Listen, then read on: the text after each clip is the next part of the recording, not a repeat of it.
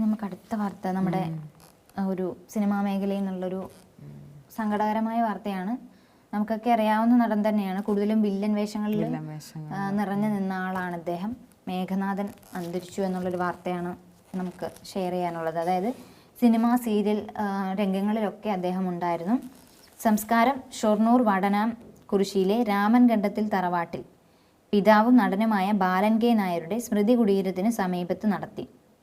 ശ്വാസകോശ സംബന്ധമായ അസുഖത്തെ തുടർന്ന് കോഴിക്കോട്ട് സ്വകാര്യ ആശുപത്രിയിൽ ചികിത്സയിലായിരുന്നു. 1983 PN മേനോൻ സംവിധാനം ചെയ്ത അസ്ത്രമാണ് ആദ്യ ചിത്രം. വില്ലൻ വേഷങ്ങളിൽ തുടങ്ങി പിന്നീട് സ്വഭാവ വേഷങ്ങളിലേക്ക് എത്തുകയായിരുന്നു. പഞ്ചാഗ്നി, ചെങ്കോൽ, ഭൂമിഗീതം, ചമയം, ഉല്ലാസ പൂങ്കാറ്റ്, ഒരു മറവത്തൂർ കനവ്, വാസന്തി ലക്ഷ്മിയും പിന്നെ ഞാനും, ഉത്തമൻ, പതാക, എസ് യുവർ ഓണർ, അങ്ങനെ കുറേ സിനിമകളിൽ അദ്ദേഹം ശ്രദ്ധേയമായ വേഷങ്ങൾ ചെയ്തിട്ടുണ്ട്.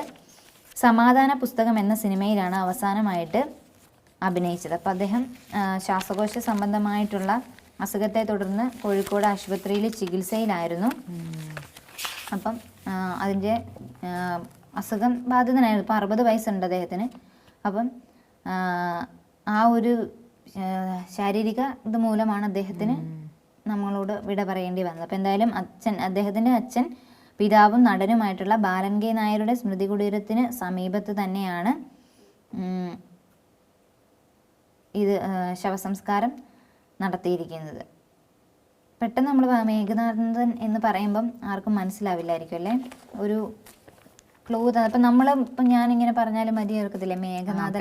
കാരണം നമുക്ക് വില്ലന്മാരിലെ അധികം കുറേ പേരുടെ പേര് നമുക്ക് അറിയാവുന്ന വില്ലന്മാരെന്ന് വെച്ചാൽ സിദ്ദിഖ്, വിജയരാഘവൻ, സായികുമാർ, റിയാസ് ഖാൻ, അങ്ങനെയുള്ള ആൾക്കാരല്ലേ. അപ്പം ഇതുപോലെയുള്ള വില്ലന്മാരെ നമുക്ക് അറിയത്തില്ല. നമ്മുടെ ഇതിനകത്തുണ്ടോ, കൊച്ചി രാജാവിനകത്തുണ്ടെന്ന് തോന്നുന്നല്ലേ? ഇല്ല. വാസന്തി ലക്ഷ്മിയും പിന്നെ ഞാനും ആ സിനിമയ്ക്കകത്തുണ്ടല്ലോ. ഓക്കെ. അപ്പോൾ എന്തായാലും അദ്ദേഹം നമ്മുടെ വീണ്ടും ഒരു സിനിമാ നടൻ കൂടി അന്തരിച്ചിരിക്കുകയാണ്. പക്ഷെ നമ്മൾ ഒട്ടും പ്രതീക്ഷിക്കാതിരിക്കുന്ന ഒരാളല്ലേ. നമ്മൾ വിചാരിക്കുന്നേ ഇല്ലല്ലോ. കാരണം പ്രായം, സാധാരണ നമ്മൾ വിചാരിക്കുന്ന പ്രായം കൂടി അങ്ങനെ മരിക്കുക അങ്ങനല്ലേ. ഇത് നമ്മൾ ഒരിക്കലും നമ്മൾ പ്രെഡിക്റ്റ് ചെയ്തിട്ടില്ല ഇങ്ങനെ ഒരു സംഭവം ഉണ്ടായി എന്നുള്ളത്. എന്തായാലും അദ്ദേഹത്തിൻ്റെ ശവസംസ്കാരം എന്തായാലും ഇന്നലെ തന്നെ നടത്തി. ഇപ്പോൾ സിനിമയും സീരിയൽ രംഗത്തും ഒക്കെ നല്ല ഇതായിട്ട് നിറഞ്ഞു നിന്ന ആളാണ്. വില്ലൻ വേഷങ്ങളിൽ ചെയ്തിരുന്ന ആളുമായിരുന്നു. മാത്രമല്ല സ്വഭാവ വേഷങ്ങളും ചെയ്ത് വന്നിരുന്ന ഒരു നടൻ കൂടി. ഇപ്പോൾ പണ്ടത്തെ വില്ലന്മാരെ വെച്ച് നോക്കുകയാണെങ്കിൽ പണ്ട് അഭിനയിച്ച വില്ലന്മാരെല്ലാം ഇപ്പം സ്വഭാവ നടന്മാർ, അതായത് നല്ല ശ്രദ്ധേയമായ വേഷം, അതായത് നായകൻ്റെ അച്ഛനായിട്ട് അല്ലെങ്കിൽ നായികയുടെ അച്ഛനായിട്ട് അങ്ങനെയൊക്കെയാണല്ലോ ഇപ്പോൾ വരുന്നത്. അപ്പോൾ അതുപോലുള്ള ക്യാരക്ടറിലോട്ട് വന്നുകൊണ്ടിരിക്കുകയായിരുന്നു ഇദ്ദേഹം.